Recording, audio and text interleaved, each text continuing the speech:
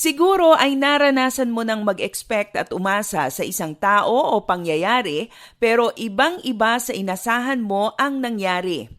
Kung nahigitan ang iyong expectation, tiyak na masaya ang pakiramdam. Pero kung umasa ka at di naman natupad ang inakala mong mangyayari, nakakasama talaga ng loob at minsan nga'y nakagagalit pa. Ano nga ba ang mabuting gawin para hindi tayo ma-disappoint o kaya'y ma-frustrate sa tuwing hindi mangyayari ang inasahan mong mangyari? Paano ka nga ba dapat makitungo sa mga taong paasa? Magandang araw, ako si Maloy Malibiran sa Lumbides para sa Pro Tips, partner mo sa inspiradong trabaho at negosyong umaasenso. How should you manage expectations so that when they are not met, you are not devastated? Una, avoid setting expectations based on hearsay. Iwasan mong umasa base lamang sa kung ano ang sinasabi ng iba. Halimbawa, may nabasa ka sa social media na masarap ang pagkain sa ganitong restauran o kaya ay maganda ang isang palabas na napanood ng kaibigan mo. While other people's recommendations are helpful, palagi mong tandaan na magkakaiba ang taste natin. Ang masarap sa iba, maaaring hindi angkop sa iyong panglasa. Ang maganda at entertaining sa iba, maaaring hindi naman patok sa iyo. Kung ibabase mo ang iyong expectations sa sinasabi ng ibang tao, tiyakin mo lang na ang standards ninyo ng kung ano ang maganda, magaling, mahusay o masarap ay pareho. Pangalawa, base your expectations on proven track record. Kapag may nangutang sa iyo at sinabi niyang magbabayad siya sa katapusan ng buwan, pero sa karanasan mo at ng maraming iba ay may ugali ang taong ito na takbuhan ang kanyang obligasyon, mag-e-expect ka pa ba na tutupad siya sa usapan ninyo?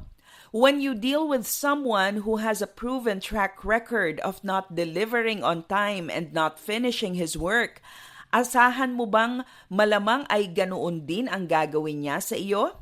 Ang minsang pagkakamali, pwede mong palampasin pero kung paulit-ulit at sadyang hindi nagagawa ng maayos ang kanyang trabaho, maaaring kulang sa kakayahan, kaalaman o baka talagang di maaasahan ang kausap mo.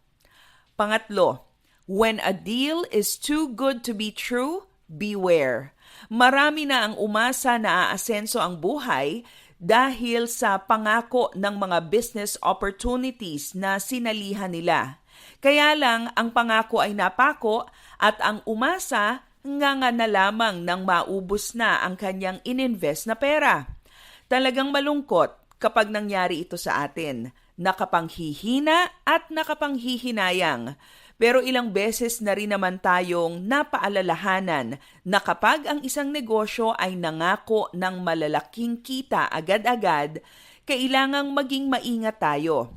A business deal that is too good to be true more often than not is a scam.